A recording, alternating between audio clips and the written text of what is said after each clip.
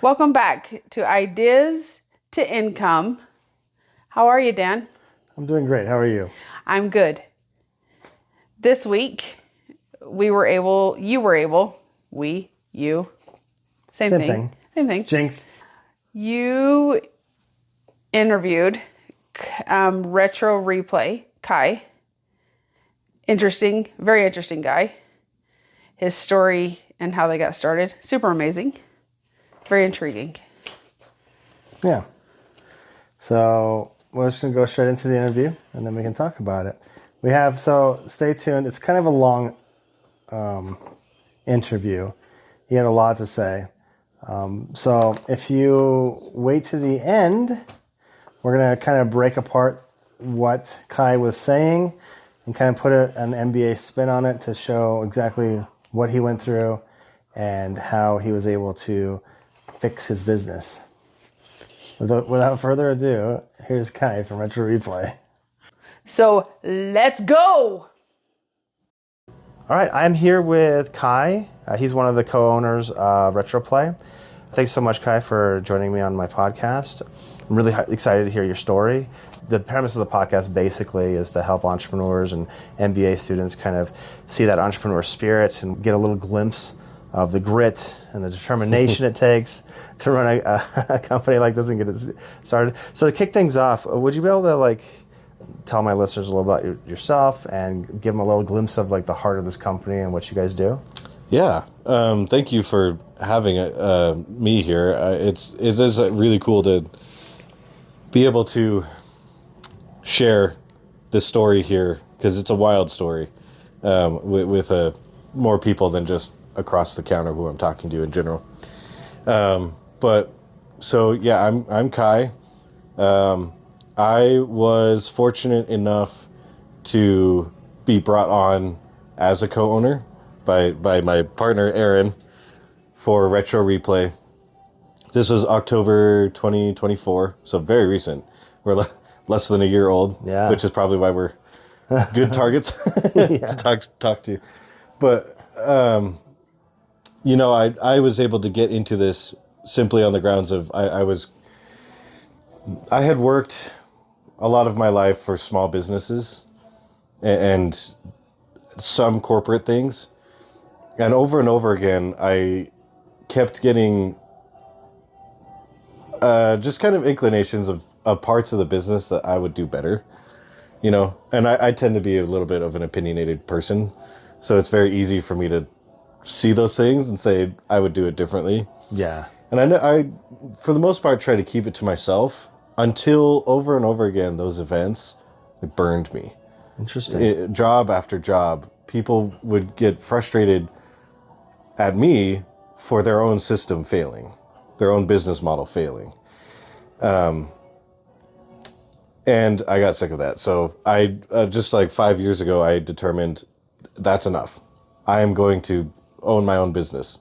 It's not even a question of if or how, it's a question of when. When am I going to own my own business? That's From exciting. then on, that's exciting. Yeah, it is to do that, right? It's kind of daunting though to go from being in a cushy job that you can get a paycheck every week or 2 weeks to jumping into the life of entrepreneurship. Yeah. I know it's a little daunting.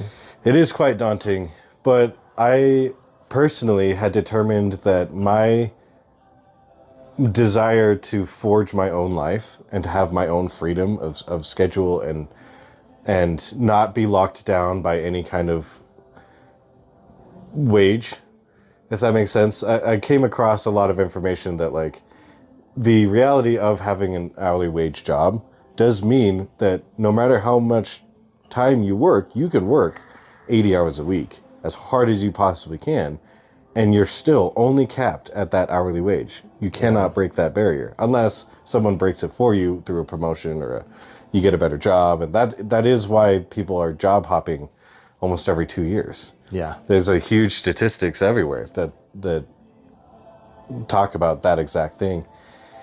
But with owning your own business, that ceiling is broken. The caveat to that, it's a double-edged sword. The ceiling's broken, you could climb as high as you want, but there's also a chance that you get paid nothing. Right. It's that huge all or nothing Yeah. thing. So I tried to go about it like a safer route by having a full-time job and just kind of starting things on the side until something took off. That's equally as risky, just because then your performance at your job suffers a little bit. Right. And then the freedom that you generally have to be a consumer American citizen also goes down because you're spending all of your time on the side gig. And a lot of people probably are very familiar with that concept, the side gig thing. That's why Uber exists now, right? Yeah, yeah, exactly. You just do it on the side to make some more money. But I also am a very ambitious person. So when I made the dream of owning my own business, I thought about what I wanted that to be. And I wanted to build a sanctuary for creators that don't get the same chances that I did, that don't happen across the right place at the right time. I want people to have that chance more often to be in the right place in the right time. And so my goal is to create a business that acts as a sanctuary for those creators. That's cool. To give your kind of your mission statement, basically? That's my own personal mission statement. My business mission statement is different just because building that sanctuary requires the one thing that I don't have much of, which is capital. Yeah. Which is, I need to be able to pay these creators so that they can live as I try to give them a fair shake, you know? That's fair. I don't have that yet. So Retro Replay is supposed to be kind of an engine to help get that started. The Retro Replay's mission statement is more of we love media, we love retro media, and we know that most, if not all, people do. I can't think of very many people that are like, I hate movies, and I hate video games, and I hate music, all at the same time. Usually, someone can connect with somewhere on one of those things. And so our goal is to celebrate that media and to make it affordable and accessible. Interesting. Well, cool. So take us back to like that first, like before retro media was a thing, like the day that you realized that you wanted to start doing this, like who are you talking to? Paint us a picture of like that scenario of like when this became a reality. So this place was previously owned by a different company. They also did this kind of retro-y media style, but their business model, I'm going to try not to talk too poorly about others, right? But I do think that it can't be understated that their business model was junk. And like figuratively and literally. A lot of their systems were outdated. They refused to innovate. They refused to adapt to modern things. Like they kept their prices very, very high, almost double, if not triple, what retail value is. And they expected people to not pick up on that, even though they can pull out their phones and check databases and other stores within a 10-mile radius of us to compare prices. I also had that gut feeling of like, I think this is way too expensive for this video. Yeah. And they had no desire for quality. So they never resurfaced their discs. Their cases were grimy, and when I tell you this place was full of junk, I mean it was full of junk. So my co-owner's office was up to your shoulders in cardboard boxes. Holy crap. And I have picture evidence. I believe you. The room you're sitting in had shelves wall to wall, and you could not see the floor because it was covered in cables, broken controllers, console parts. My guess is it was originally intended to be a console repair room. Okay. But the people running it lost track of like screws and couldn't find parts and never got around to actually repairing it. They would just kind of do a half job. So we were finding front plates of consoles and capacitors and pin connectors and wires and screws all over the place in here. And it's taken us 6 months to transform it, just because every few days when you have a chance, you start working on it, and it's so daunting and it's so messy and it's so full of junk that you can only get to so much before you're interrupted again and Yeah, again. it's easy to get overwhelmed. Yeah. Especially when you do stuff like that. So that was kind of what this place looked like. When I came into the picture, I was actually working on one of those little side businesses. My card game, Vitalis, was just nearing completion, so I could like actually print a copy. And Aaron had approached me to see if I could sell it in the previous owner's store, what was here. And I had walked in here and I had taken a look around and thought, I don't know if I want my card game in here. Like, that sounds like a bad start. There's such a bad feeling about it. But I had a great feeling about Aaron. And I kept getting this feeling that I needed to be the boldest, bravest version of myself and lay it all on the line for Aaron right in that time. And I had that feeling, and my inner thought was, I don't want to do that. That's scary. That's so scary. And then I had that feeling again and again. And we were walking through the mall as we were talking about this, and he was asking me about my card game. And at the end of the conversation, I basically stopped him and I said, Aaron, I have this job. I work for a local escape room company. I'm making my card game. You see that I have perseverance. I have grit. I will work myself to death if I have to. I want to own a business. What I don't have is money. What does that get me? And my brain was like, what are you saying? Like, you're just throwing yourself out there so scary hard. Yeah. But Aaron told me that he stayed up all night thinking about that because he had never met someone who was like that bold. And one thing led to another where he actually just invited me to be a co-owner. Wow. Here. That's so rare. It is very rare. Wow. It is an absolute miracle that I even get to do this. So, So when you came in, like the first couple of weeks of you being here, was there an aha moment? Was there something where you're like, I think this company is going to actually do well. Like this is where I want to be. Yes. The aha moment came from I'm a very data-driven person. Okay. The reason that I had the job I did at the escape room place was because there was not a single sentence that came out of my mouth that wasn't backed up by data.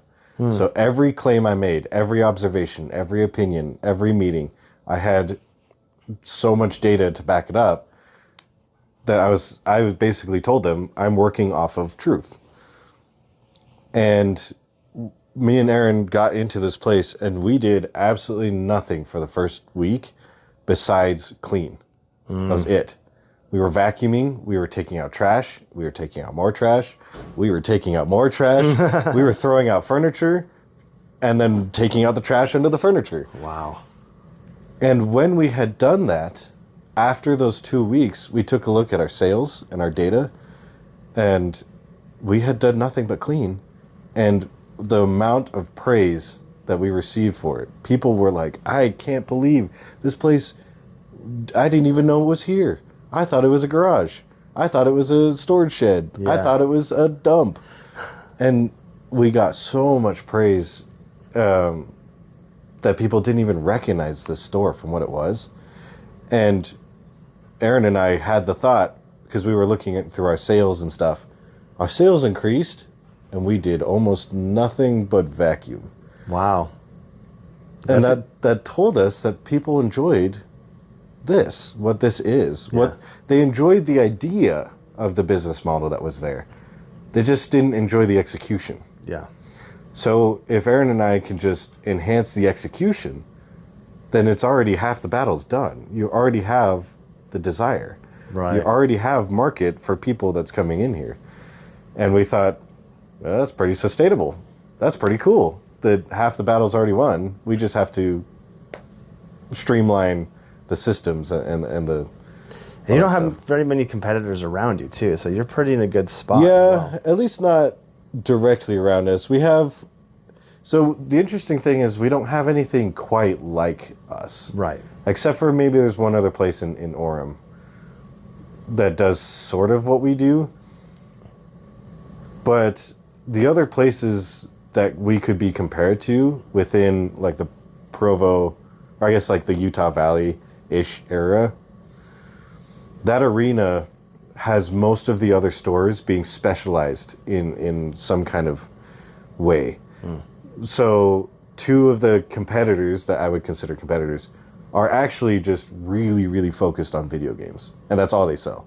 I don't think they sell any like movies or VHS or stuff like that. But I'm pretty sure they're like corporate owned too, right? Like they're a bigger company. One of them is. But the other 2 that I know of, so you have BitJump Games in Freedom, and then you have the Retro Game Vault up in American Fork. Those are the 2 immediate ones that I know of. And we've actually we've like gone into their store and talked to those people. They're cool people, really good, nice. I good like people, really kind to us. But they really specialize in video games, and that's kind of a market that they've found the niche and like struck the target as hard as they could. Whereas we have more of a blanket retro approach. If it's retro, it's here. You're right, because those places you go in and they have a lot of kiosks. They have a lot of like shelving units that are just filled with video games, retro video And games. high-end stuff too. Really nice stuff. They have the controllers. They have all that stuff. But when you come here, you have a little bit of everything. You do have video games, but you also have the media. You also have cards. You also have a lot of different things. I just saw you have Pogs, which is cool. Like you just have all kinds of cool retro stuff that you could probably apply to any market. Now, nostalgia is a really strong thing to like market with. Yeah. Like, how do you use that nostalgia to market and get your target audience?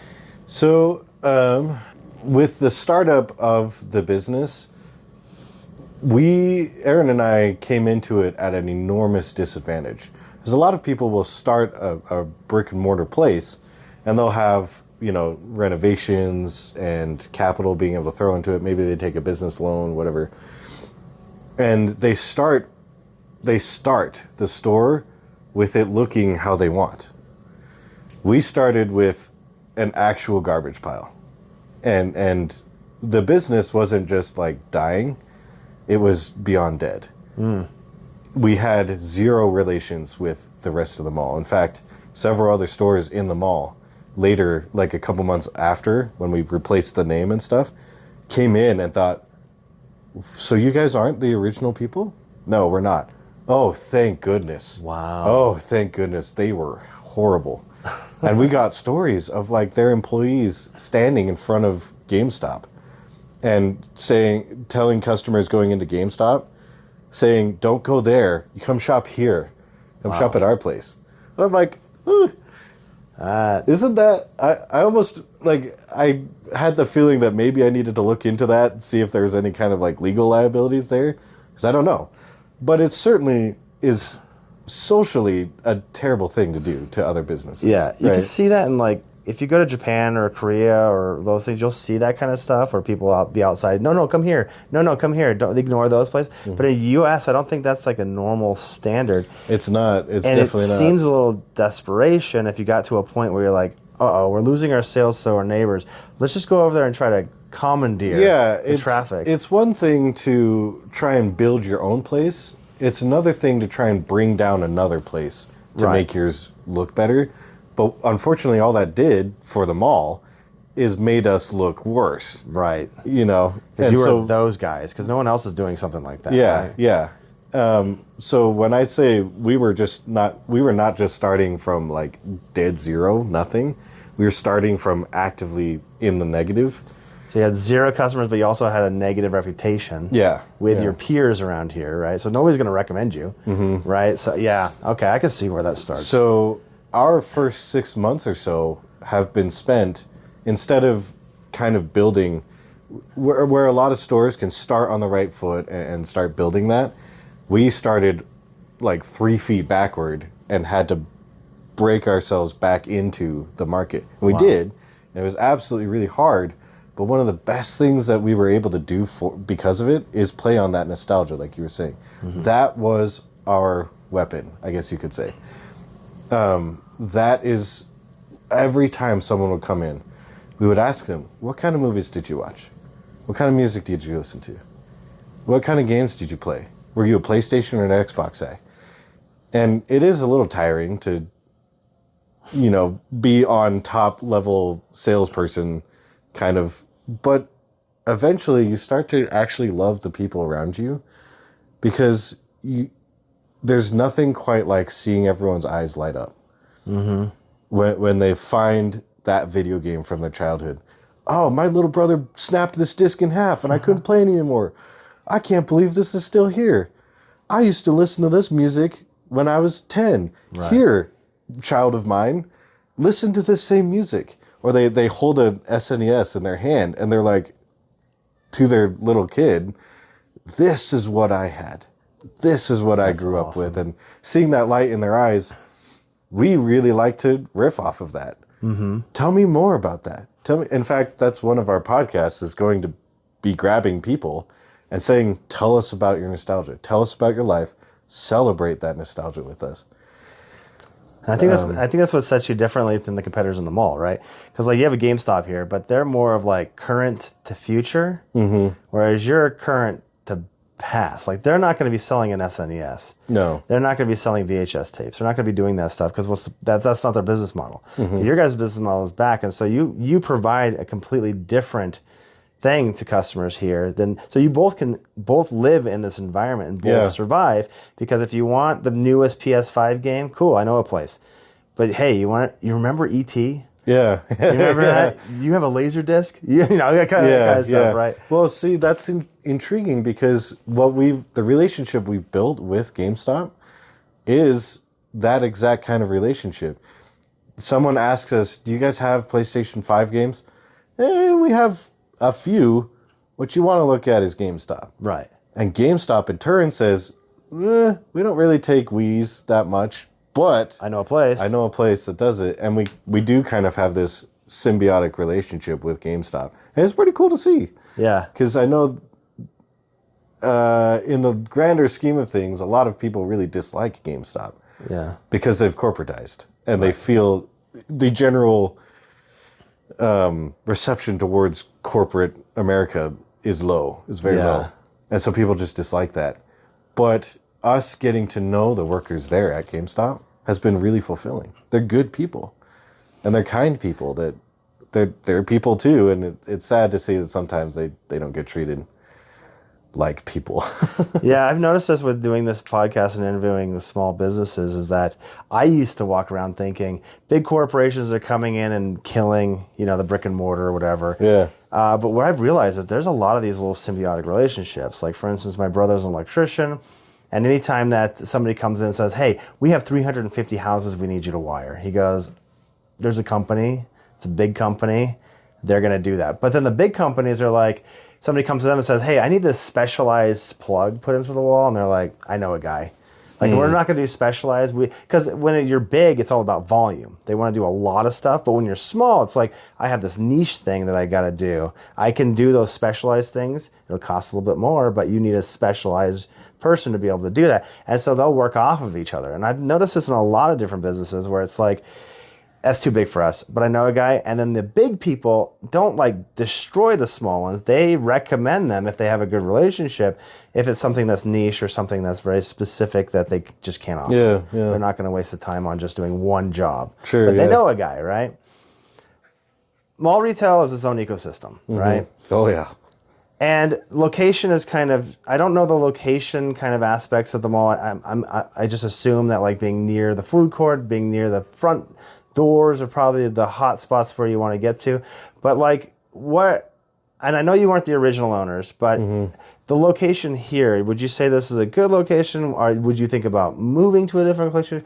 Was there a needs to have, or a wants list that you would have in order to move to a different location?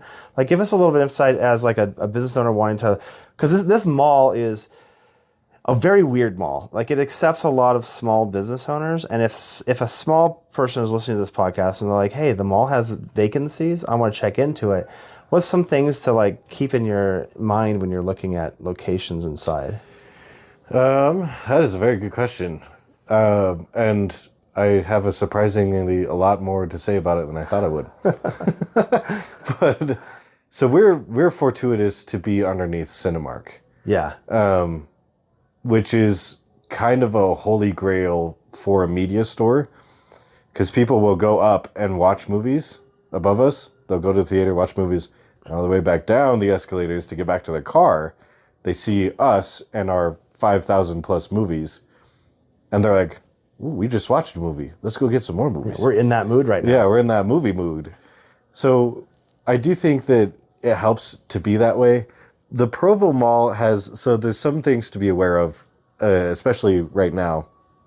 You can actually go and look this up. I think the Daily Herald might be the one that like kind of talked about it. The mall has the plan in the future to completely restructure this whole space.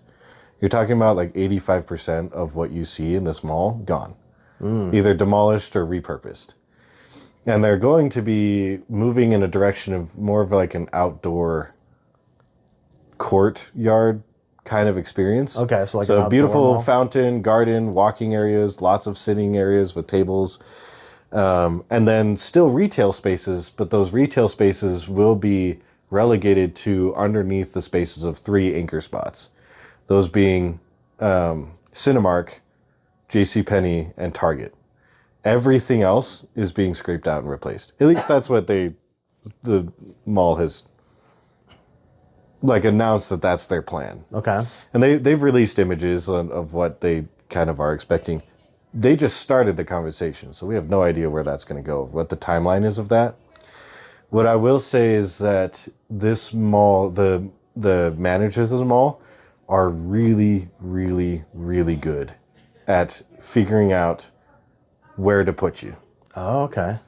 And they, you know, for reasons of I've signed a contract to not talk about too much of this. Okay. I can't say too much, but what I can say is that they will always negotiate with you to find the best deal for your business. So how did you, when you were talking about how you had to scrape back by into like the world of getting people to be on your side again, like, so how did you get back up with positive? How did you get the word out of this place? Yeah, that is very interesting. Marketing has been probably one of the biggest, I don't want to say blunders, just like needs that we have, I guess is what I could say. If there were a gap that needed to be filled, it's marketing. Simply on the grounds of Aaron and I have spent so much time just trying to build it back into a workable model. Where are all the discs? Do all the discs function? We're really sick and tired of people returning stuff because it doesn't work.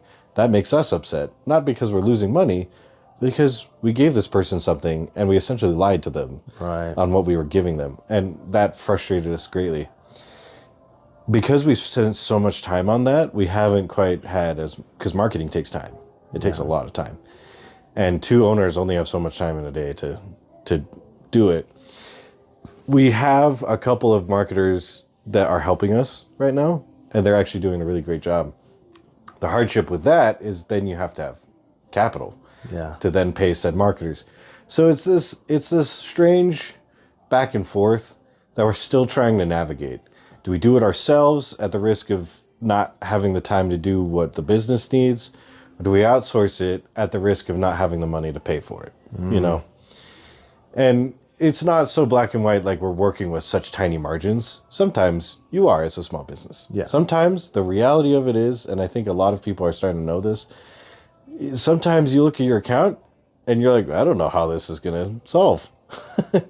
You know, I don't know how this is going to resolve. Right. And I think if you have a genuine heart in it, it will somehow always resolve. Or it's not meant to work and you try again. Right. if that's your desire. The case in point behind that was with the marketing thing, because we haven't had too much like social media presence.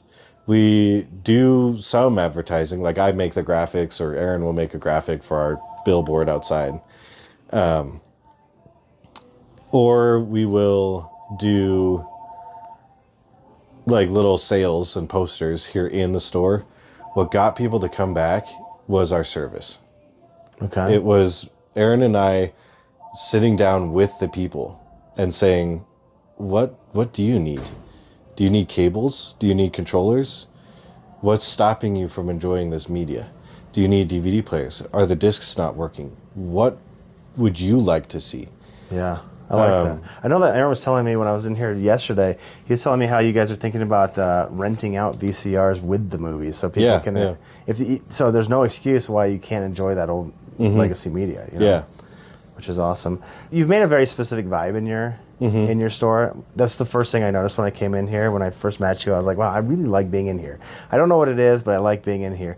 And I think it's your guys' brand.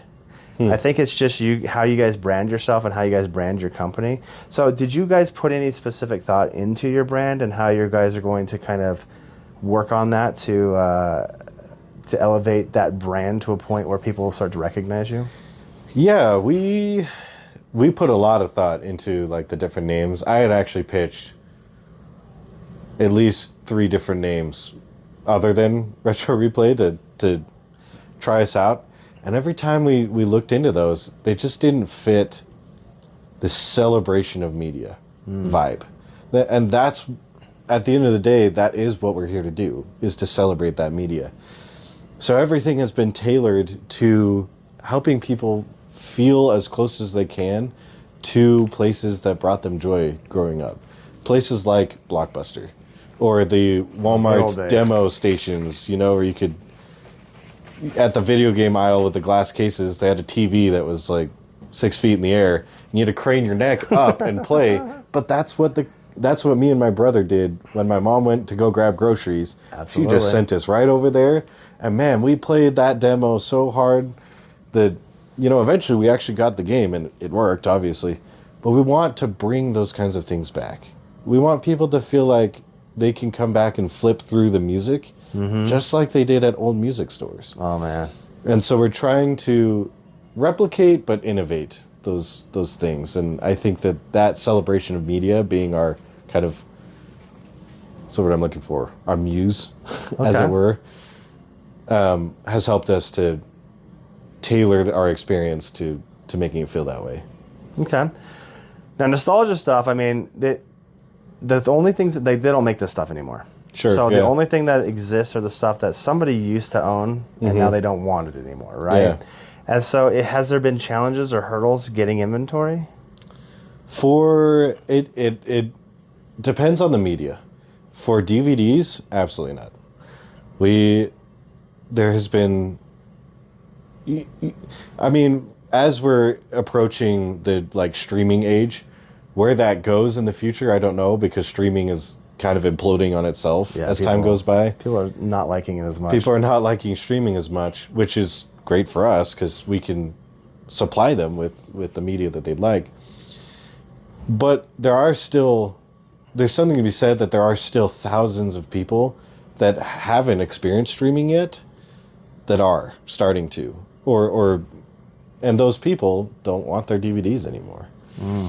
And we can go all sorts of places. In fact, we have a couple of suppliers that help us a lot, and we can get hundreds of DVDs. There are so many DVDs in the world. So this is the place to get them, huh? So one of the things for us is, I don't want to, not just that I think it's such an enormous endeavor, and I think most stores are like this, but I also don't want to go individually price every movie. That is a nightmare. We tried that, and after like 7 hours of that and getting through maybe 20 movies, we have over 8,000 or more movies in our store. Oh my gosh. That's in the showroom. I haven't even spoken about the at least 2,000 that's not in the showroom yet. I don't have time for that. Yeah, I can imagine. And so, yeah, if you're saying this is a place to get them, this is the place to get them, because we throw them on these great deals. Because I don't care if this DVD sells for its highest value, because I know I'm going to come across it again in 2 days or less. Additionally, our main goal is just to get it to people. I want people to experience these movies. A lot of people have seen a lot of different movies, but not too many people have seen movies they've never seen before, if that makes sense. I don't know if that made sense as a statement, but... It does, and this is the reason why I like to talk to small businesses, because they still have this passion, right? Corporations don't care about that. Yeah. They just want to see month end go up. Sure. They don't care about, getting people to watch old movies. Corporations don't care about that. And so talking to these small businesses about this passion, people have these different passions, whatever it is, but your guys' passion is just being able to share the old days with people, and I think it's amazing. Yeah, and one blessing of that is a lot of those people that come in and we, recommend a movie to them or recommend a game, who's standing there are their kids. They're 5 to 10 year old boys and girls who get to see this, and the parent says, you know what? I'm going to buy this GameCube, or I'm going to buy this PlayStation, and I'm going to go home and I'm going to play it with my kid. Yeah. And that creates a whole new generation of kids that grow up with this stuff. Like I showed my son Duck Hunt. I have an old CRT TV. Yeah, heck yeah. And with the controller and stuff like that. And he's like, why don't they make games like this? This is so much fun. Why don't they make games like this anymore? I was like, I don't know, man. I don't know. This is a blast, Yeah. So could you share like your favorite customer story with us? Like perhaps there's a moment that you helped somebody rekindle their past or whatever. But has there been a story that you like to tell people? I think this is a more recent story. The interesting thing is, it feels, because we've worked so hard at reviving this dead business, I don't have a lot of specific memory. It's just been, I tell people it feels a little bit like I've been through a war. And I can't honestly relate at all to actual war, right? But there's just an element to it that these 7 months have gone by. I'm so tired and so drained that I don't have, like, people ask me, well, what did you do last week? I couldn't tell you. I did so many things last week that I have no clue. But this one experience did stick out in my mind a lot, because I think it encapsulates exactly what we're trying to do here. There was a dad who brought his son in here, and people are mall shopping. They're not always in here for something specific. They just are like, I know that drum kit. It's from Rock Band. That's kind of cool. Or VHS. I forgot these things were a thing. That's cool. They were like that. They came in and they weren't really looking for anything specific, but they were just like, oh, I know what that is. And they were coming in, and his dad was just showing his son. His son was maybe 12, I think. Showing his son, this was, can you believe this? This was a Wii. This was like a TV remote that you stuck at the screen, and it worked, and it was crazy. And then he's like, this is even older. This is an SNES. And we played things like Duck Hunt. And he's telling his son these stories, and they'd walk over to the Pogs, and he's like, I can't believe it. It's Pogs. I can't believe it. It's a Tamagotchi.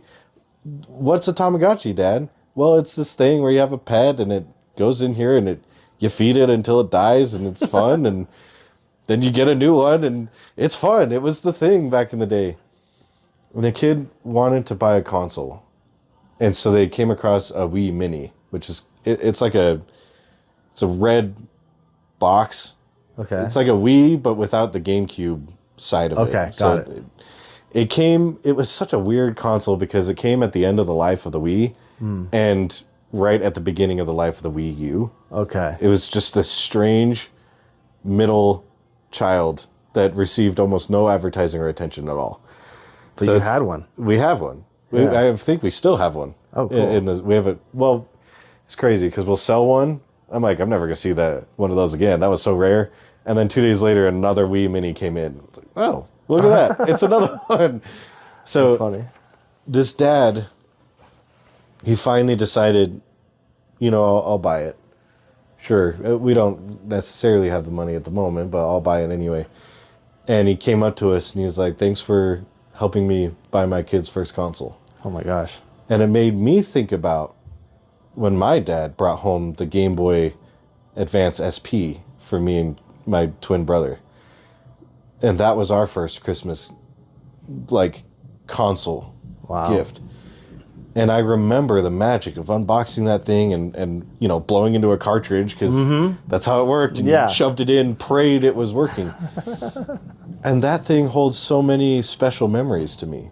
I bet. So many times just on the couch at a family reunion, I'm bored. They're all talking about, what car they drive. I'm 7. I don't care. I flip that thing open and I start playing Lego Knights. And I'm whisked away into this world, but I'm still with my family. Yeah. And the magic of that, as I'm sitting here and thinking about this kid gets to unbox this thing, turn it on, throw a disc in there, pray the disc works, and move the Wii remote to the screen and just be whisked away, just like I was. And that this dad could feel proud that he could do what his dad did for him. Yeah. And that memory continues. And he can relive it through his son. Yeah. That was special to me, and we get that all the time. Was there a specific rewarding rare find you had? Yeah, you were excited? actually. So right when we got started, Aaron and I were brand new to the concept of trade-ins. We've done them once or twice through GameStop. Yeah. That's all we knew really about it. And for us, it was kind of like, that's how it goes. Yeah. And so the story might make me sound a little bit of a cheapskate. It wasn't necessarily that. What had happened was this was right around Black Friday. If it wasn't Black Friday, it was right around that. So we decided to, insane people, buy a business right during the holidays. Oh man. And buy a broken, dead business and try to revive it while also getting ready for the holidays. So people were coming in with their trades, and because it was Black Friday, we had so many people coming in. We had 2 lines at the register. Wow. We're running around finding discs for people because we were still adapting off of the old broken system. Where's this disc? I don't know. Did you find the case? This is scratched. We got to resurface this. Sorry, what were you looking for? And so this guy came in with a trade, and all I saw was, he had 2 Tupperwares. All I saw was an Xbox and a couple of games. And I'm like, I don't have time to go research all of the value and give you the right quote and do all the negotiation stuff. So I was just point blank with him. It's like, listen, we're super busy. I could give you a quote now, or I could just kind of give you a general estimate of what it's worth. What do you want for it? He's like, $60. I'm like, okay, Xbox with some games. And there were 2 Tupperwares. I did not look at what was in those Tupperwares. And I said, you know what? Sure. Xbox and some games for $60. Sure, here. I don't have time. And we got it all done and we signed it away. The crowd dies down, the rush dies down, and I take the boxes back to my office. And I take out the Xbox, and there's Persona games, which if you're familiar with Persona games, they're Japanese role-playing games. Okay. Very high-end, very popular. Wow. Very sought-after games. And I had the first 3. Oh, shit. That were right there. And there's 5. I think there's 5. And maybe they're coming out with 6. Anyway, I'm like, $60. wow. Well, I priced those out. It was $130. Wow. Just for those. Not including the Xbox and the games I saw at a glance. So I well, that's kind of cool. Take those out. There's a 3DS LL still in its box. The Shin Megami Tensei 4 version, still in its box. It's $450. Hardly ever opened. Never even played. Still in factory mode. Wow. What a find. Yeah. That's crazy. I paid $60 and I've already made $400 back on it. You 3X this thing already. Set that aside. Look back in the box. Hatsune Miku stuff of and that she's a very popular J-pop singer. that has just a very cult following. You know, I find 8 or 9 games and DVDs for Hatsune Miku. I look those values up. That right there is $400 more. I take those out.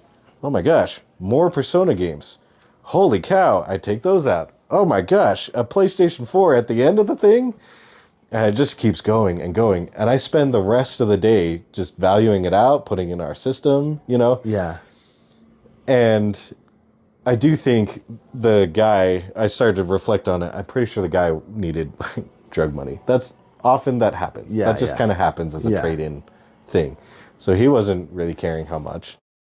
I don't think he realized that he left me at the end of pricing it all out with $3,700 worth of merchandise. Wow. And that I paid $60 for in a rush because I just... I will say this, disclaimer. If I had known that was there, I would have paid more. Right. It was a very weird, specific scenario during a holiday season. Yeah. I don't want and to be And you gave him the option. I did. You said, hey, I could do this later. We could price this out, whatever, you know. And he just was like, So nah, I just need the money right now, I don't think you're doing anything nefarious. You just happened to... I just happened to... luck into it. And I had something very similar to that. Me and my wife go yard selling a lot. And we went to this house, and this guy had an N64 with the original Smash Brothers, and he had 2 controllers with the Rumble packs. Yeah. And I said, hey, how much for this? And he said, 30 bucks. And I said, like, for all of it? And he's like, sure. And I said, okay. And I gave him 20 bucks. I was like, everybody go to the car. Please go to the car as fast as you can. Let's get the hell out of here before he realizes. This is way more worth than that. Yeah. But sometimes people don't. No one cares. Sometimes, that's just the essence of it. And we do get a lot of people come in and they bring in these high-end stuff. And they're very sweet because they say, I don't really need a ton back. I don't need to get the full value. You know, I at the beginning of the interview, I talked all about people whining and crying about the not getting the highest end value, the flipping mentality on it. But there are people who come in and say, just give me what you can. Yeah. And they're happy to see that it's going to the hands of someone who will enjoy it more than... Yeah, those resellers it's kind of you're generalizing when you're talking about the resellers. You know, normal humanity isn't like that. But, so looking back at the job, like your tenure here now, if you could go back, would you change something or do something differently? Yes. Yeah, I think there would be probably 2 things that I would have changed. One of the biggest things that we really took a lot of L's because of was just due to our inexperience with the industry. And those are things that you can't always control. You can't always know everything about the industry that you're trying to get into. If we had been smart about it, we would have gone to college and understood that. But the opportunity was there then. So we seized on that. The things that I wish I would have changed was maybe a bit better communication as to what we were getting into. Okay. The previous business owners didn't really tell us the state of it. They told us some things, right? But they did not tell us just how many discs were missing. Just how much merchandise was... The case is gone or the disc is gone. And we had no way of knowing because they hadn't organized. I wish that we had spent more time, even if we had just shut down and like closed down for a week, even if we had just done that, we would have gotten so much more done. Because part of our problem is we were trying to revamp the business while still keeping the business open. Right. So someone's always running the front, and mall hours are different than... We can't, because we're signed with the mall, we can't just say, I'd rather open at noon. Because none of the other stores around us are like that, and that looks bad for the mall. Totally makes sense. That's the mall culture. Right. I'm down with that. But that does mean we have to be open at this specific time and these hours. And everything that we do to remake the business has to fit that.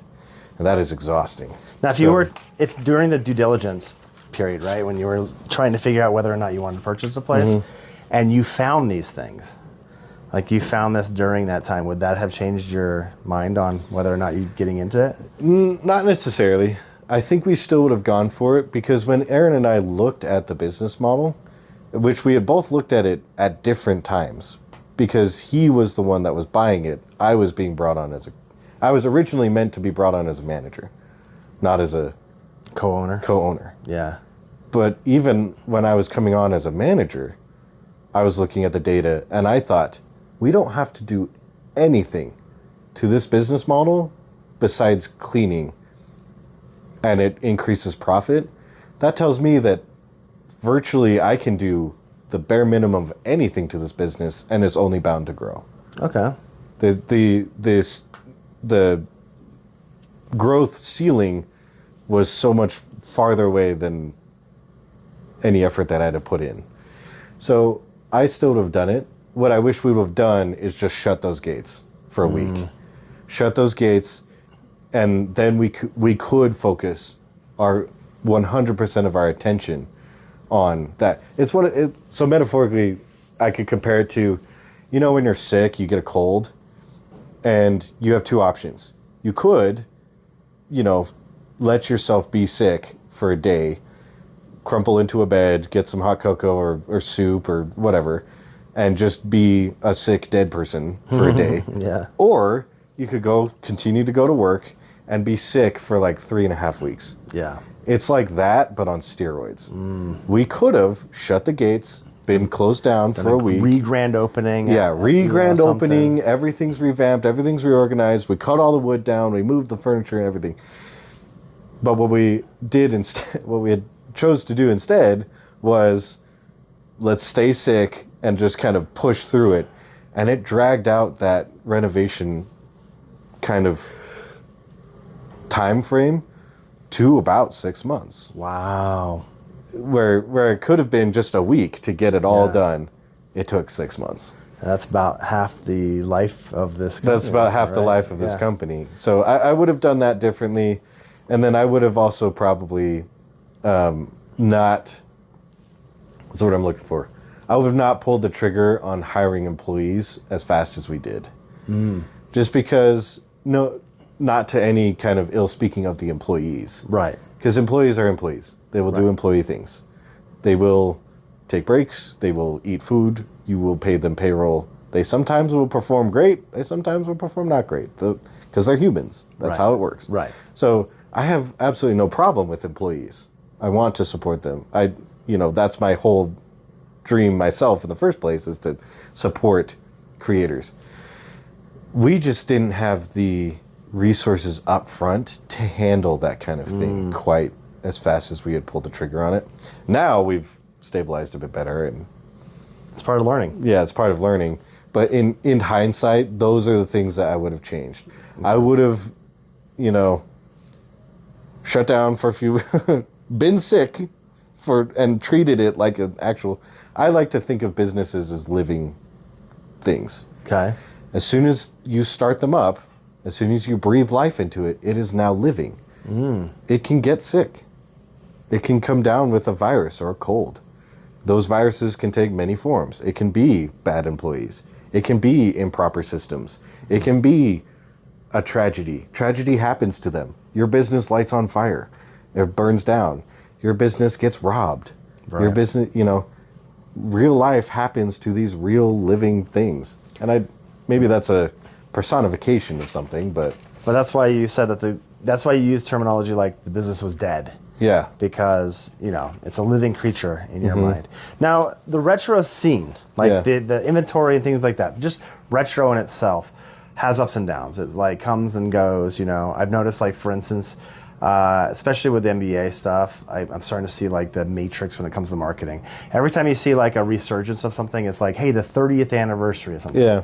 And the reason for that 30th anniversary is normally they're targeting the children that couldn't afford the toys 30 years ago. Yeah. And now they're adults. Hey, look, He-Man's back, kind of a thing, right? Yeah. And so people are like, oh, now I can buy it. I'm an adult. I could do things like that, right? Yeah. So as retro comes and goes, and we have the ebbs and flows, what's your kind of plan of the future to stay relevant, stay something that people are interested in, and like, what's your big 5-year plan?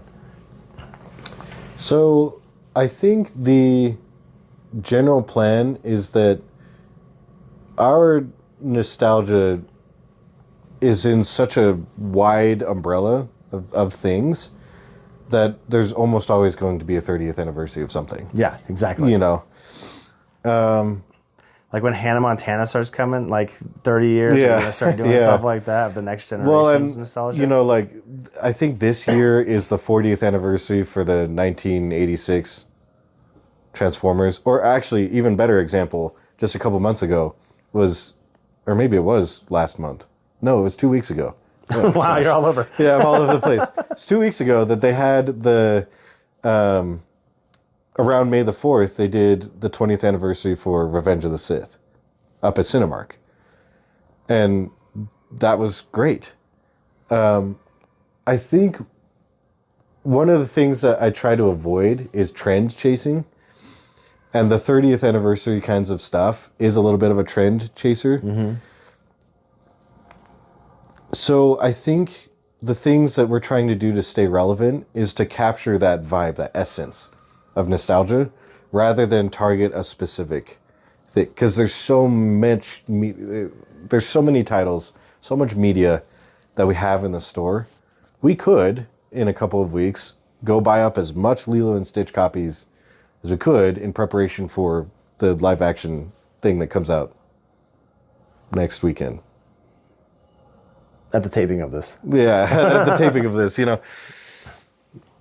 We could do that, but then what happens when that's over?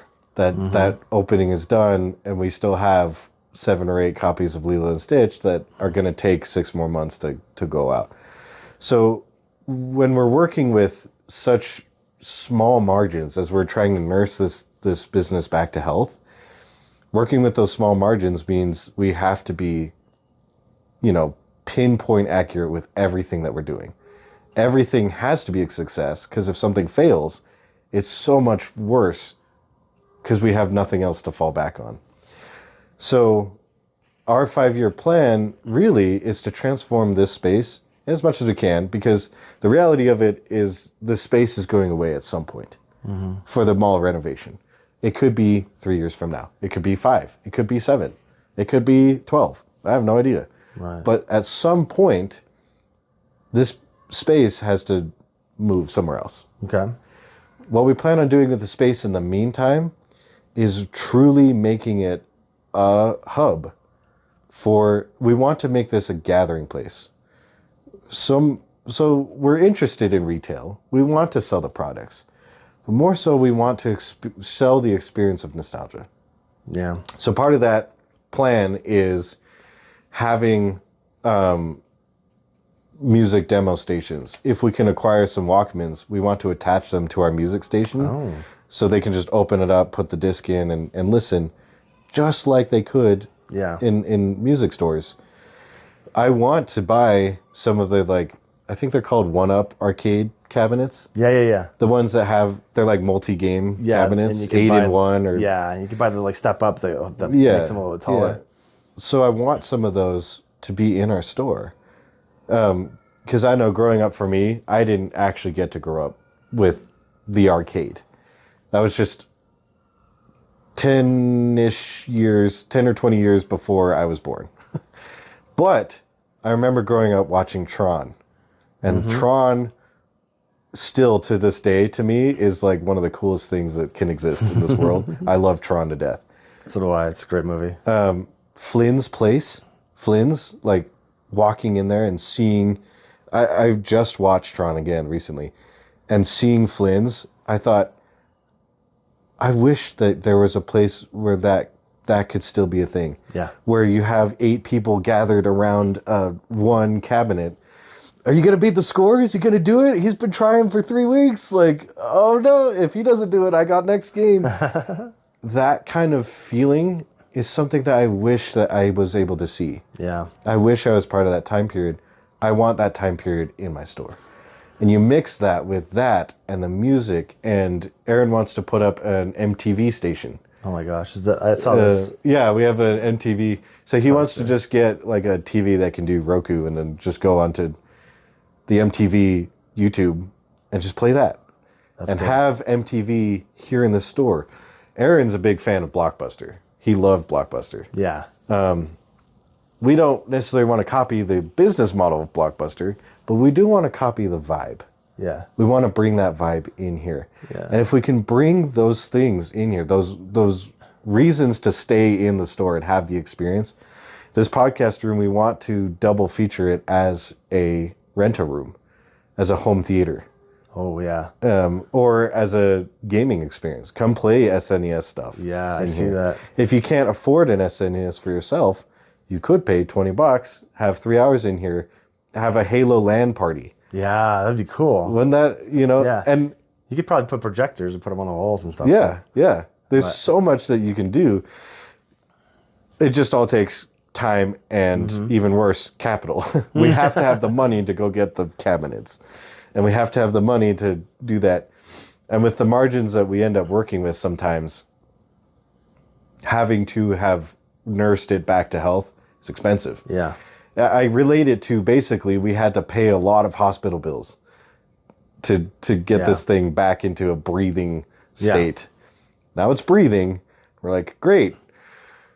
Now we can start focusing on growing and having these, making this place an experience. I want this place to feel like Flynn's from Tron. So I grew up in that generation, going to the arcades and stuff like that, right? And me and my wife both grew up in that. So what we do, because that doesn't exist. I mean, that got replaced with the whole sit at home and like play online versus people and stuff like that and scream through the microphones. That's the new version of that, right? Yeah. But there's no like people bumping elbows, people right there next to each other, And so me and my wife, we normally celebrate doing that every once in a while, where we go down to what's that furniture store in the Orem Mall? I won't mention any names, but there's a furniture store in the mall over there, and they have an entire area where they sell pinball machines. Oh, yeah? We don't purchase any of the pinball machines. We just go to the mall, we go get a soda or something like that, some fries, and then we go up there, and they have them all available so you can try them, and we play pinball for a few hours, and then we take off. But nobody has that anymore. Nobody has a place where you can just go on a date, go out, and play some games and stuff like that. So your idea of the cabinets is really good. I mean, one. there are It's some exciting. places that are arcades, and I have looked at those places, and I think that they are the best attempt that can be made up to date to have an arcade experience. The problem that I have with those arcade experiences is they are like painted to look like a Chuck E. Cheese.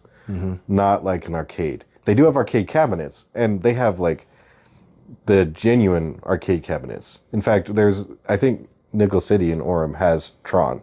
It has Tron in there. And I almost want to go just to play Tron. But then I have to remember that if I do that, I'm paying a lot of money to go pay this one cabinet, and then I'm surrounded by carnival games all around me. That I don't know if those are the general arcade experience. Well, back in the day, it would normally be like arcades would normally be attached to something. Like the one that I used to go to when I was young, there was an arcade like Flynn's, but it also, if you went outside, there was a miniature golf course.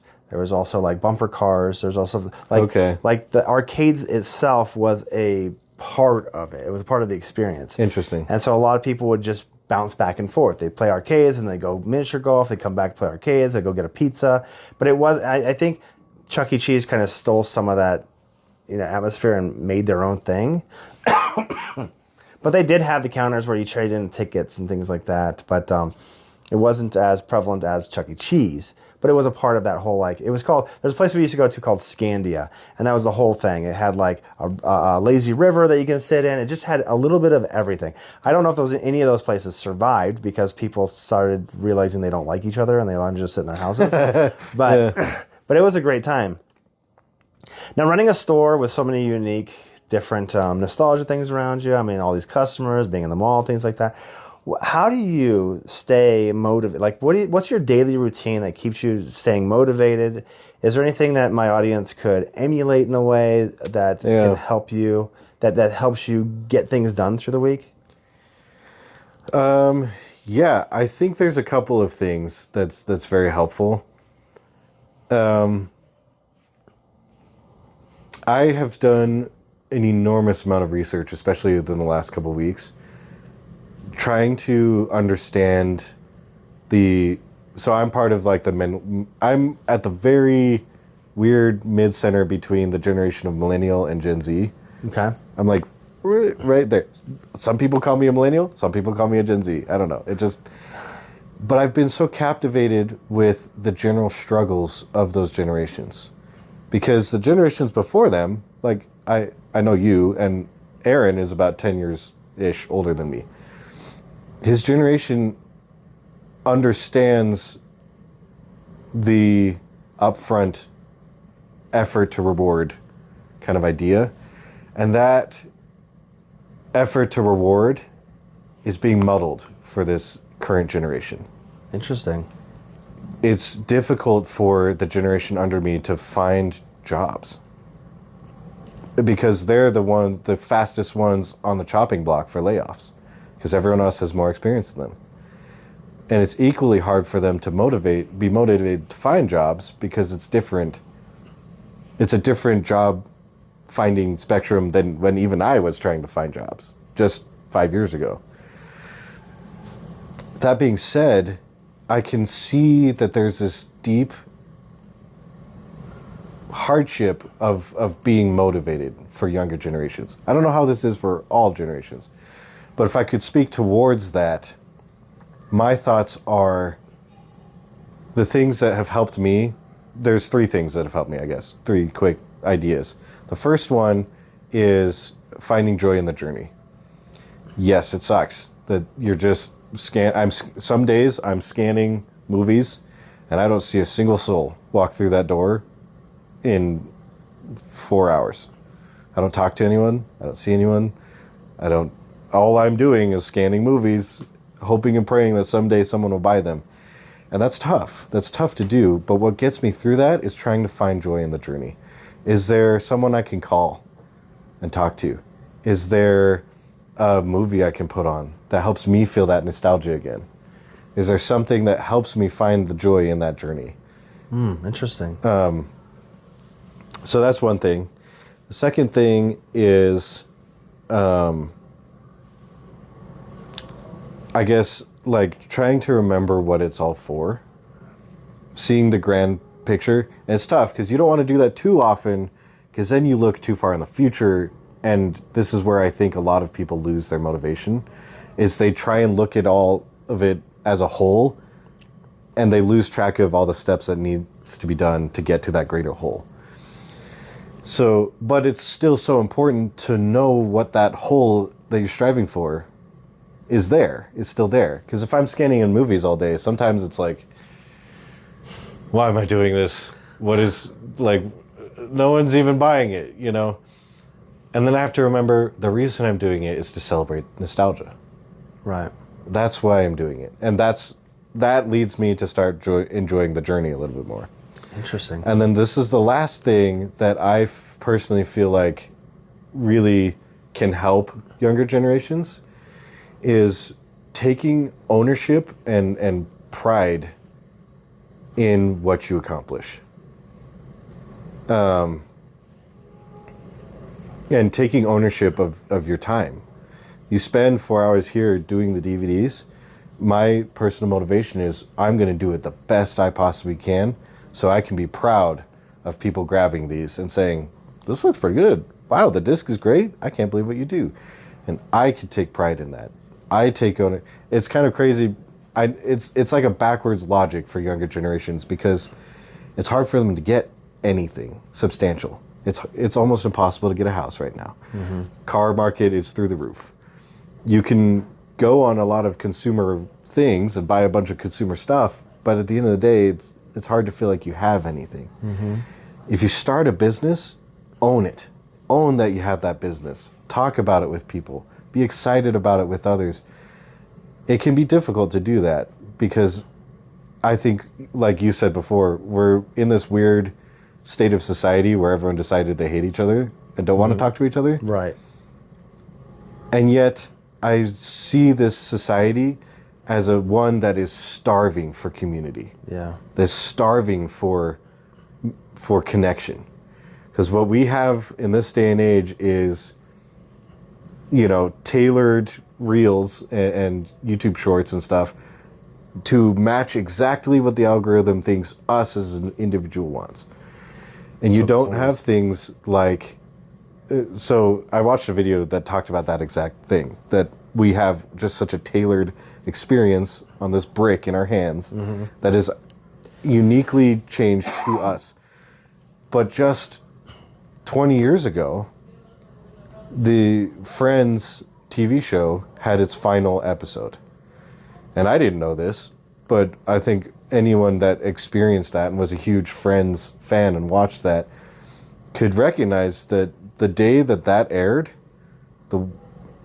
America shut down. Yeah. Like businesses closed. Lots of small businesses were like, we're closed because of the Friends airing. And people were going to each other's houses and buying pizzas and stuff to watch the final airing of Friends.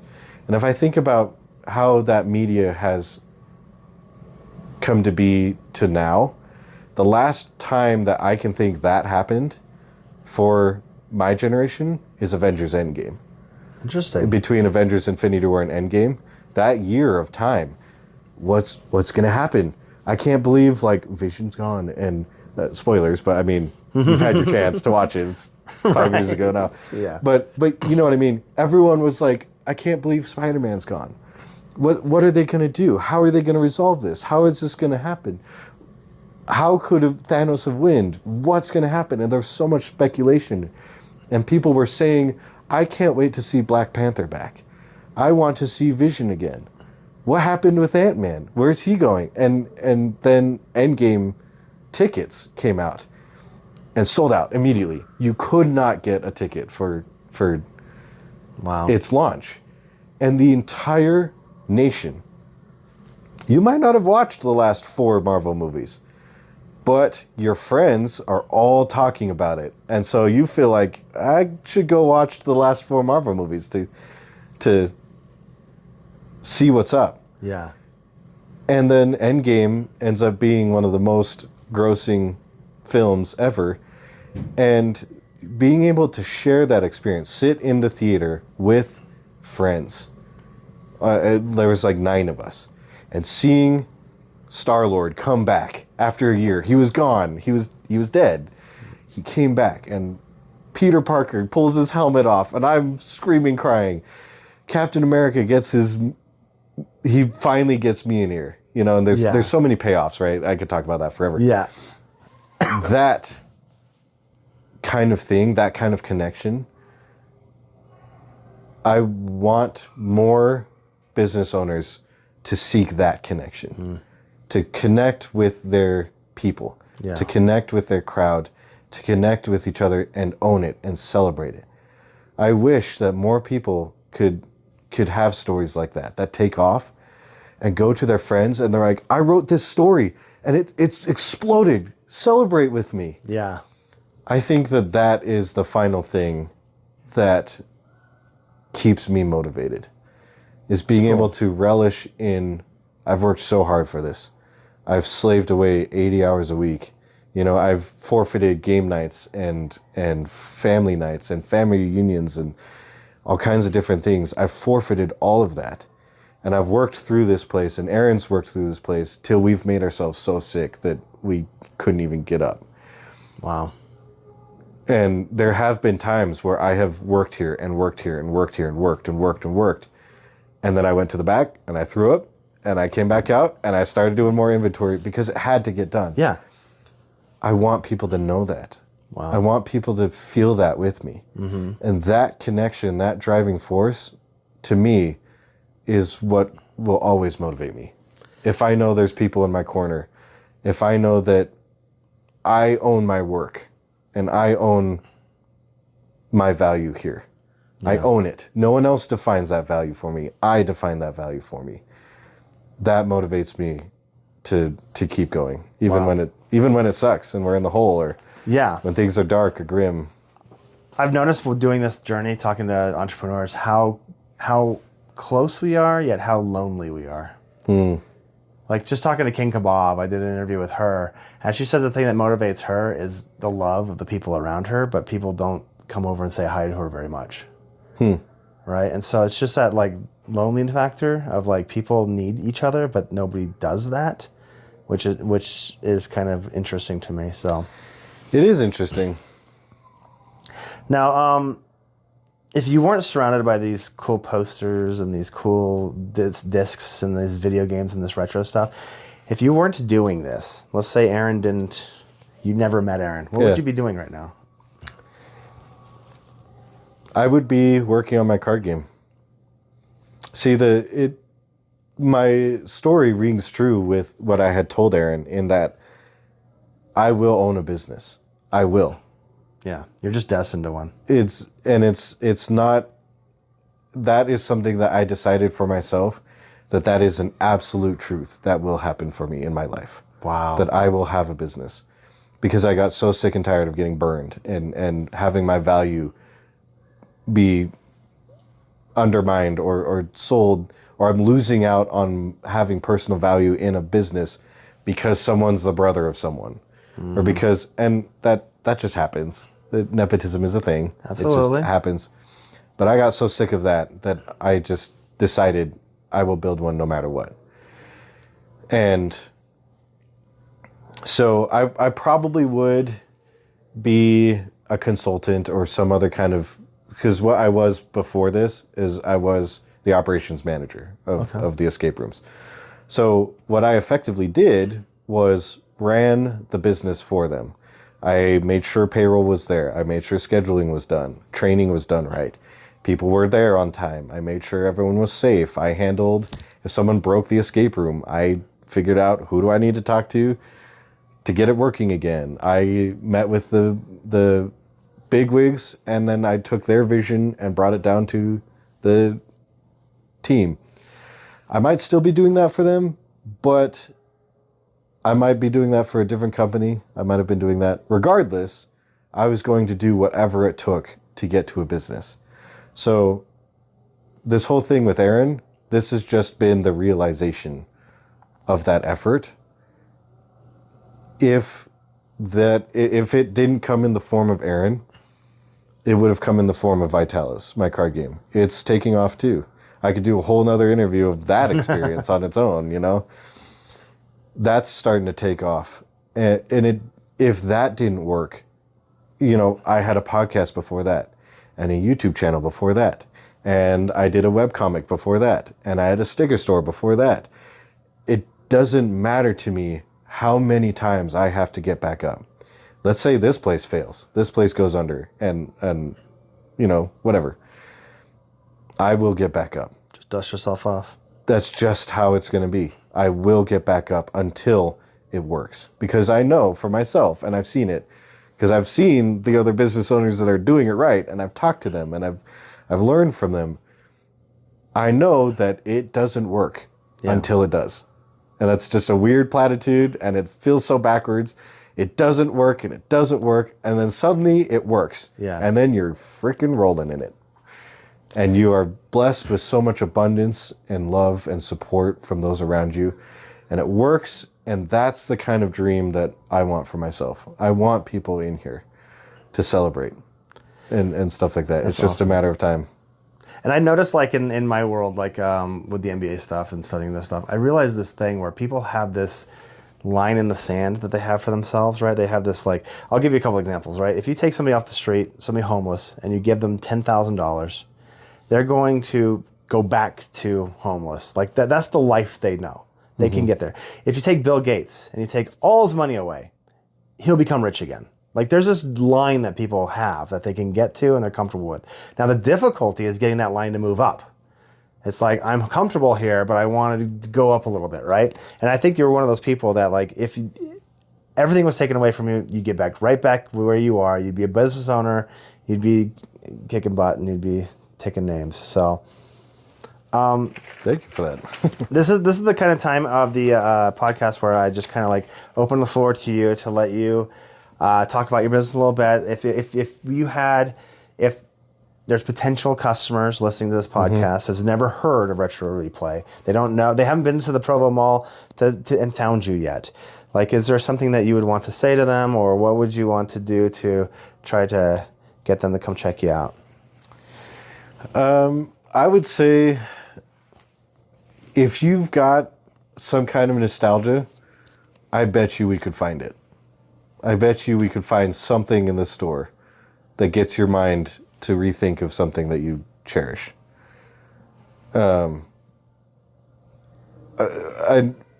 I don't know when this is being posted, but we do have pretty good sales all the time. We try to keep sales just to give people access, decent access. So our DVDs, it's $4.99 a DVD, and then we have a deal that's 4 for $12, so it's even cheaper for more. And then even more so on Tuesdays, we have Retro Replay Tuesdays. Those are in tandem with Cinemark upstairs because they have the $5 Tuesday stuff. All our DVDs are $2. Oh, wow. That's the day, huh? It's the day. It's the day to go and check it out. What I will say about it too is, you come in now and see us now, and then you come in 2 weeks from now, it's going to look very different. And it's going to keep looking very different because Aaron and I innovate this place maybe at breakneck speed. We are always trying to find a better way to serve, and a better way to celebrate this, and a better display, and a better station, a better something. And a lot of people are already coming in, if not to buy anything, they're coming in to see what this place looks like in 2 weeks. Because they're like, that's pretty cool to be part of that journey. So I would invite people to, if you don't come in to buy something, come in anyway. I don't care if you buy something. I really don't. Aaron doesn't. We really just want people to relive those memories. And somewhere along the line, maybe you do purchase something. And we'll celebrate that with you. But the important thing for us is that you come in and you relive that feeling that made it so special. And we would hope that you take that experience and bring someone else with you and give them that experience that maybe they never had. And we want to ignite the love of this media for more people than ever before. That's awesome. And they have some pretty cool finds here. I saw Mega Man 6 out there for pretty cheap. Yeah, we got Mega Man 6. We come in, we have some, like I said, we have some rare stuff. We're trying to, so I guess what to expect, we have VHS, we have cassettes, vinyl, we're starting to get into vinyl. Oh, sweet. So much DVDs and Blu-ray, so much. Like I said, 8,000 titles and growing by the week. Me and my wife have started collecting those because streaming services, I've realized you don't really own anything. Yeah. Yep. And every time I'm paying $30 and I'm watching a series and they take my series down, I'm like, what am I paying for this? Yeah. I just want to own this stuff. And so even though it's archaic and dumb, we just started putting up shelves and started collecting old movies, and now we can watch them whenever we want. Yeah. There's one of my favorite movies, which is called Memento, and every time I want to watch that movie, I ended up having to rent it off of some sort of streaming site, and I got so tired of it that I just went and bought it, and I can watch it whenever I want. So having these like physical DVDs, I think is amazing. I can't quite explain. This is one of those things, like, if you know, you know. It's hard to explain the feeling of winding your VHS back and putting it in, and it makes that like noise of it like clickety-clacketing into a spot, and you play it and you hear the whirring of the tape inside. That's hard to explain to someone. You just have to come in and feel it. You have to come in and feel it for yourself. For me, there's nothing quite like blowing into the cartridge and sticking it in the bottom of the Game Boy and turning it on, and you hear that ding. Yep. And then you see the little Nintendo symbol that tells you your game. It read your game. It's accepted this tribute, and you can now play your game for as long as it stays in its exact spot. There's nothing quite like that. Streaming is not like that. No.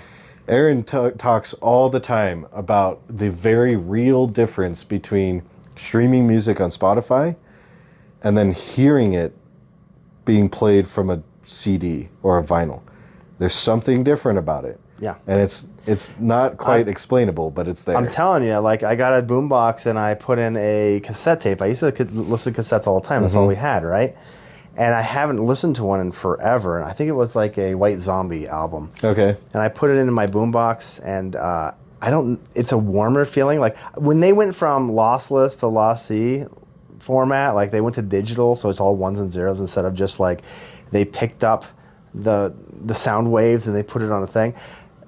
The sound is so much different. A friend of mine got me the Phantom of the Opera vinyl. Yeah. And when I played it, it sounds like you're on the stage. Like there's just things that your ears can pick up that when they compress it into a digital format, you lose all the high end and the low bass, and it just doesn't sound the same. And now we've gotten used to it. This is just how the world is. When I played that tape again, I was like, guys, come in here. This sounds different. Like, listen to this. And it was just amazing. And so getting some of that old stuff, they don't make them like they used to. Yeah. They don't make it like that, right? Yeah. And I've told this to a lot of people. I interviewed a guy that makes hearing aids a couple weeks ago. And the technology nowadays, it's just make it so that way it only lasts a little bit, because you lose a customer if it lasts for too long. If I make a phone that lasts 25 years, I've just lost a customer. They're never going to buy a new phone. So I got to make this thing only last 5 years so I can get this return thing. Sure. But back in the day, they weren't thinking that. Like these old Nintendos, you could probably toss into a pool, pull it back out, and dust it off, Figure out and some work way to again. get it back to working. Yeah. Right? Even those cartridges, like that was obviously a defect where you had to blow into it and like pray. Like nowadays, nobody would accept that. Back then, we just figured it out. It's fine. It'll last forever, right? And so, yeah, that's the older technology, the older stuff like that, I think is better. The old VHSs play better. Like they sound warmer. It's just, I don't know what it is, but it's just. See, that's something that we're also starting to kind of experiment with here, is how can we modernize that and make it more accessible? So things like renting out the VCRs. We're also trying to look into having like older shells for consoles and trying to put PCs into them. Yeah, I heard about that. Yeah, that's something that Aaron wants to do. And it's a way to take some of these broken consoles, because some people trade them into us and they don't work. You could pay the exorbitant price of doing that, or we can modernize it and give people a mix between the retro experience, where to power it on you have to push the weird button on the side, and then you get to see your computer that actually looks like an original Xbox, whir on and whir to life, but then it's your PC. It's your gaming PC. It's a mix of both the worlds. We're looking for ways to do that too, because we do recognize that there will come a time where VHS just doesn't work anymore, or you run out of VCRs. Anyway, Kai, it was really great talking to you. It's amazing. Thank you so much for having me. Absolutely. And if anybody is interested in coming down to the Provo Mall, he's down to the lower part underneath the movie thing. Thanks again. So that was Kai from Retro Replay. It was kind of a weird ending. He had a customer during the time we were talking, and so I had to cut it short. So it was kind of a rough exit, but it is what it is. Thank you for listening to all of it, because you have to. It was kind of a lot, right? We appreciate you listening to come back so you can hear the cool kids. Yeah. That's us. That's us. Why don't you bring us to what is going to be the theme of this entire thing? The Phoenix business is the theme of what we're going to be talking about. The Phoenix business. What does that mean? Bringing a business back from the brink, using Kai's journey from a garbage pile to a thriving store. Yeah, that's great, because the theme, basically, what we're going to be talking about is kind of threefold. We want to talk about how did Kai bring this business from the rubble back onto its feet. We kind of want to talk about what makes his company special. And then thirdly, we want to kind of talk about what makes him special. So let's start with the first time. Let's talk about that foundation of that revival from the garbage pile to a functioning, thriving store. When I say that, what are you thinking? That they inherited a problem. It was a junk-filled store. It was dirty. It was messy. And it had a bad reputation. Yeah, and so their aha moment when they took this thing over, I think Aaron was buying it and Kai was being brought over, right, as a co-owner. They're kind of like thinking of like, what's the simplest, easiest way we can get this from garbage into a functioning business? What do you think the first things that started getting done? Like they cleaned up the store. And you walked in from like, isn't gross in there. Like the smell's gone. It's a clean, functioning place. And now that the store's clean, like more people come in. Yeah, in the MBA, this is something that we call operational excellence. And basically what that means is we're going to get back to basics. What we're going to do is we're going to have to start restoring trust. We're just going to kind of start building a brand new foundation so that way we can grow off that foundation. The business was dead. They had to do the hard work getting it back up to where it is. And it wasn't easy. As he said, there was a lot of bumps in the road. Yeah. But they finally got that kind of foundation built. While in that kind of first early stages, what do you think some of his early hurdles were?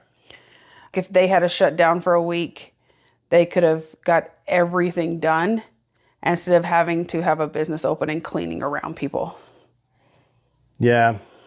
That's something the MBA, we call it the importance of a strategic pause. Another thing that he could have done is they could have had better due diligence. I don't know if you know what due diligence is, but I'm just going to pretend like you don't. Due diligence, what that is when you're about to buy a company, you kind of want to poke around. Let's put it in kind of a different sense. Like you're going to want to buy a car. You don't just buy a car, especially a used car, right? You don't buy a used car. You want to go kind of poke around, see if the tires are flat, see if any of the windows are broken. That's what due diligence is. And so they didn't do due diligence. Well, I mean, they kind of did, but you saw in the podcast, he was saying they learned a lot once they purchased it, how bad it actually was after the purchase was done. They had to improve a bunch of the processes. They had to improve storage. They had to improve how they sell things. I mean, you walked in there with me. It's completely different than it looked before. When the old owners had it. So what are some other things that you think were kind of hurdles that him and Aaron were having during that early phase? One of the big hurdles was hiring employees too fast. Like they didn't do like a big hiring process, like maybe a first interview, talked about it, did a second interview. Like they just were hiring just so that they had the help. Yeah. He kind of explained it as like, employees do what employees do, right? They're not really strategic. They just kind of do what they're told, but they cost money, right? Yeah. So I guess in the NBA side of things, I would tell people when you're brand new like this and you're walking into a mess, I guess I would say be careful with your resource allocation and your human capital management. Human capital management is just a fancy word of saying hiring people. So capital means, things that you own, assets that you have. And then human capital means that I have these people and then the management of that, like when to hire, when not to hire. Because one problem that a lot of companies have is that they'll hire a lot of people when they're busy, but then that means you have to fire a lot of people when you're not busy. And so it's got to be, it's a struggle, especially when you're trying to build a company. So let's move on to the third part. Let's just kind of keep this nice, tight, and sweet since that interview was kind of long. Yeah. So let's talk about differentiating in a digital age. Do you know what differentiating is? I don't. Will you tell me? I'm curious. Sure.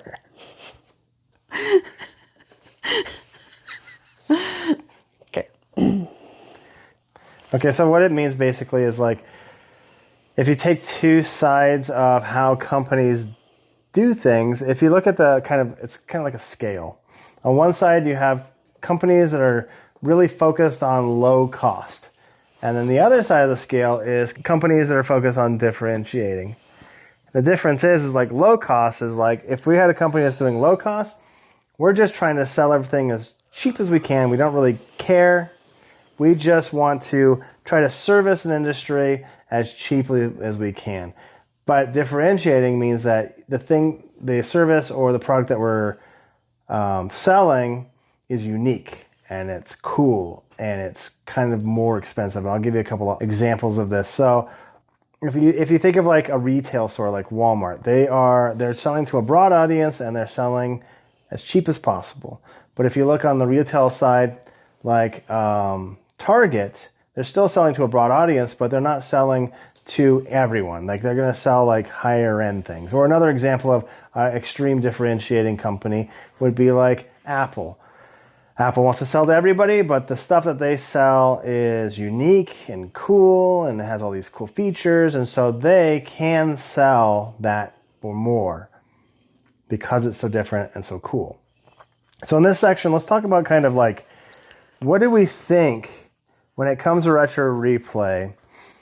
Where would they be differentiated between them and their competitors? Like around them, what they do, what makes them different, do you think, than anybody else? Retro replay isn't just about selling old games.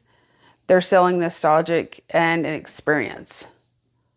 Like one of the stories is how the dad came in and he was talking to the son about old games, old systems, and how he loved to play games. And then he ended up buying his son a Wii Mini. And then it brought back to Kai about how him and his twin brother had got a Game Boy Advance. Yeah. And how they used to sit around and play games when it was boring. And that brings back a memory of their dad. Yeah, it's true. And so what he's not like you said, they're not really selling video games. They're not really selling movies and stuff like that.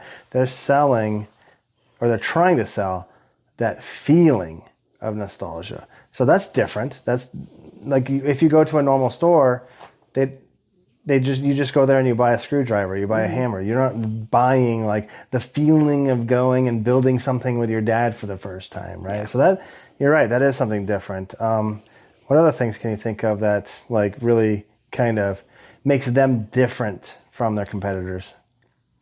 They're trying to make the store a gathering place. With music demos, arcade games, arcade cabinets, rental rooms where you can come.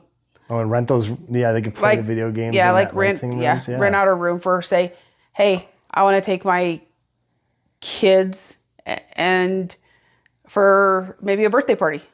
And they can rent out a room for a couple of hours and they can just play video games. Yeah. So I think that's cool. Yeah, that is way different because if you think he has what's the store that's near him that GameStop. GameStop doesn't do that. No. Right? They're just a store. They're just a retail hub.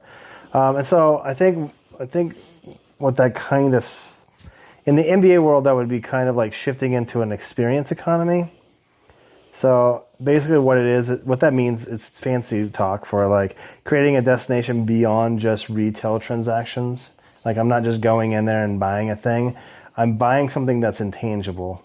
Tangible means something that you can touch. Intangible means something that you can't touch. So I'm going in there, I'm buying something that I can't touch, which is like a memory.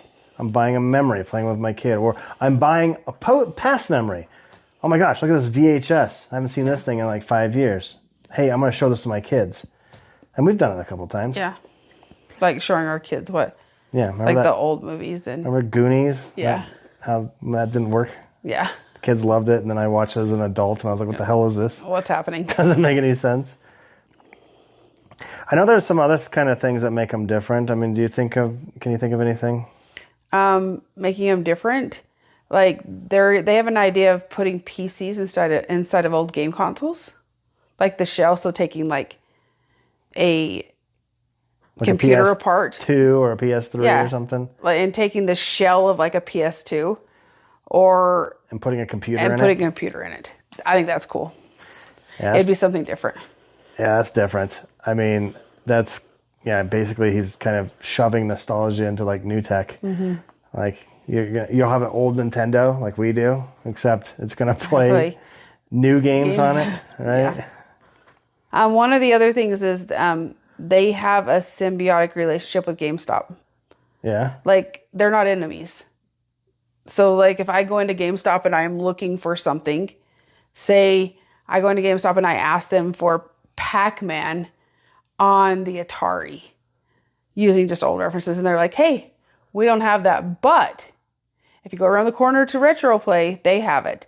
And kind of the same thing. Like people go in and they're looking for the newest game for their PS5. And Aaron and Kai are like, that's not something that we have. And they'd be like, you know where you can go? Around the corner to GameStop. Yeah. Because they've built that relationship. Like they're not enemies. They've made that friendship.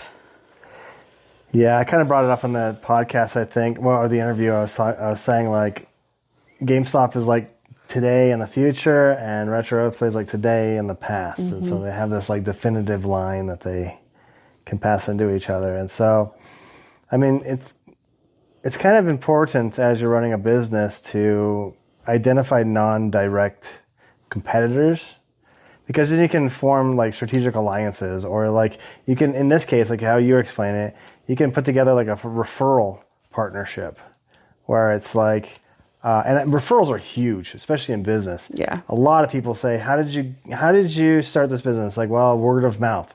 Word of mouth is just referrals. It's like somebody liked you so much they said, hey, you should try this place, and that's like one of the best marketing techniques. Okay, I think that's good for on the like how are they different. I just kind of wanted to put that out there, like differential. It's a new kind of word. I'm struggling with it a little bit. I hate that word. I hate saying it. It doesn't come out of my mouth easily, but I kind of wanted to bring that up on this one because this is one of the things that I'm learning about in MBA. But let's move on to our last kind of big point. One of the things that, in order to get a business, especially one that's just garbage and they have to get it up on its feet, you're going to have some entrepreneur grit. You've got to like be able to work hard. And I think Aaron and Kai have that. They have just that kind of engine of success, I guess we can call it. We didn't talk to Aaron. We only talked to Kai. Maybe I can talk to Aaron at one point. But just talking to Kai, you can kind of hear that he has that like, I am going to keep going and going and going. I'm a Duracell battery kind of a thing, right? So passing it back to you a little bit, like let's think about like describe some things that Kai does that makes him successful. One of Kai's deep personal drives is to break the wage ceiling and own a business no matter what. Like he just wants to own. Like he has that drive to do so many different things. Yeah, he had an entrepreneurial resistance, and he had an inherent risk tolerance, meaning like as you listen to him, he was like, I don't care. I'm going to walk into the wild. If this business gets killed, I don't care. I'll just dust it off and keep going. Like there's nothing stopping him. He's just going. And with that kind of resilience to just go every single day, I think you can get a lot done that way.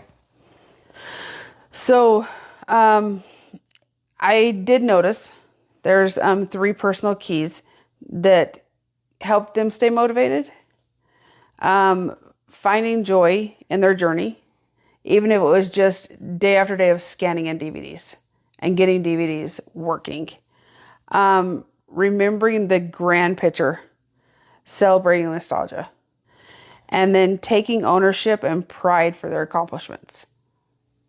I can imagine working an 8 to like they were there 15 hours and they were beat and they were ready to go home. But at the end of that, they were like, we did it. Yeah. I think that's what comes out of owning a business. Yeah. Like a lot of these entrepreneurs I talk to, they have to work really hard, but they're so happy. Yeah. I was talking to Levi about this, and he was talking about how like I'm gonna get this like the saying wrong, but it was like you never burn out if you have motivation. Like you could just keep going and going and going if you're motivated and passionate in the thing you do. I think this is what my biggest problem working the 9 to 5 was. I'm working for somebody else's idea, somebody else's passion, you know? Mm-hmm. And so Kai and Aaron, they have to work hard. They have to work hard cleaning the place and also selling stuff while they're cleaning. But yeah, you're right. They do have that kind of motivation just to stay moving. So another thing that stood out to me was Kai's, like his grind, how he did it. Like how he was working like 80-hour weeks. He forfeited personal time. And if he was like sick, like getting physically sick, I can't even imagine. Remember that part of the thing? Coughing and he would run to the bathroom and throw up every once in a while. And then he's just like, but he was physically sick. But I think what comes along with like besides being physically sick is being emotionally sick and drained. Like I think that those kind of go hand in hand. Like a lot of times you can be emotionally completely done to where it makes you physically sick.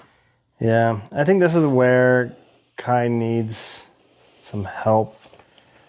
It's great that he has that like I'll get it done and even if I'm dying kind of mentality, but I don't know, man. I think it's super important, especially for like owners of a business, to like understand that mental health. You gotta really put some boundaries in there so you're not like physically throwing up all the time. I get what he's doing, and I get that with just the two owners working together, you're really super busy, but it goes back to trust. Yeah. Look at King Kebab. Look how much she works because she has trust. And I mean, it comes down to trust. Yeah, but you got to really take care of your mental. Here's the thing that I read this somewhere. I don't know where I got it from, but if it was, the saying is like this: if you kill yourself, how are you going to help other people? Yeah. And so it's like, as much as you want to help other people, like you really got to like kind of take care of yourself. There's another saying that's like, don't keep someone else warm by setting yourself on fire. You know, it's like if you work to the point where you die, you can't help anyone. So you really got to kind of focus on your own mental health and your own self to keep strong. But I get it. It's crazy. It sucks. But I mean, he has that belief. Him and Aaron have that belief that it doesn't work until it does. That's what he said. It doesn't work until it does. And so they're just going to keep smashing walls down until they figure it out. And I think that, you know, that growth mindset is kind of essential for entrepreneurs, but still, there's a certain point where, I don't know, man, it seems like you're going to have to figure out where your boundaries are. Yeah. I mean, it's hard even in everyday life. Where do you draw your boundaries? True. I mean, you have to draw your boundaries with your family. Where you get, I mean, your family can pull and pull and pull. And then your friends can pull and pull and pull until you're physically and mentally exhausted. And then you have to figure out where to draw that line. Like, you can have your friends, but where do you say, I have to draw the line? I have to step back and I have to let them sink or swim. And that's kind of the same thing, I feel like. Maybe. Yeah. Same thing. I mean, same thing with family. I mean, family can pull you that way too. And you do so much and you do so much and you do so much. And then you kind of have to think, when are they going to be able to stand on their own 2 feet and do their thing? Oh, sounds. I mean, that's kind of where I think of things. Yeah. But another thing that I did notice about is his observation that of society stars for community and how Retroplay aims to provide that. Like, yeah.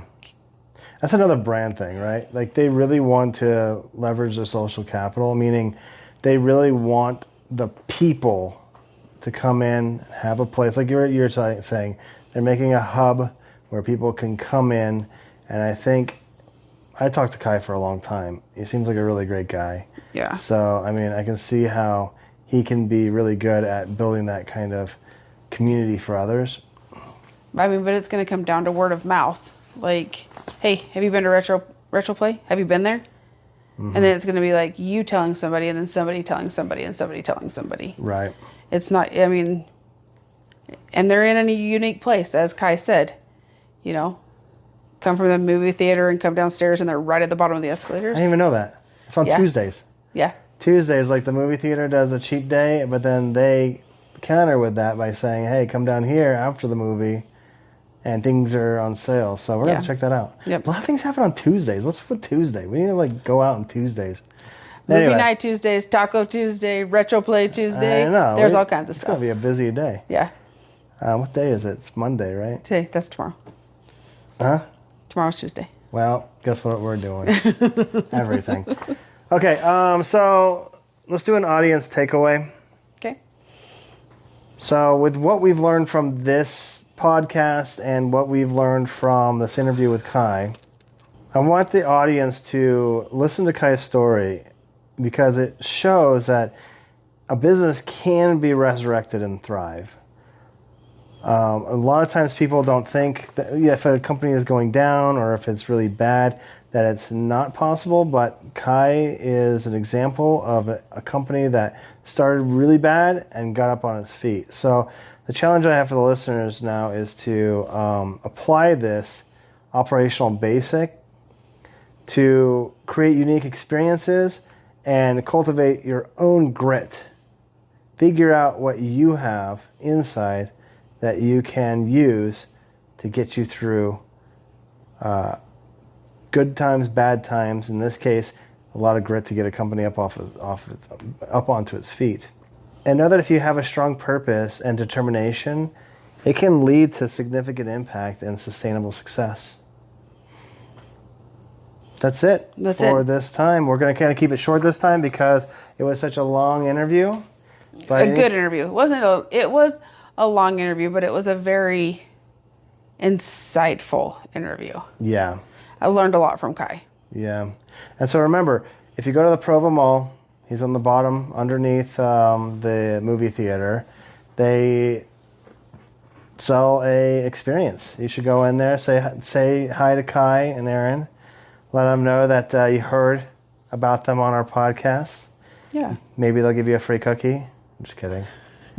Maybe. What's next? Who's next? Oh, yeah. So next.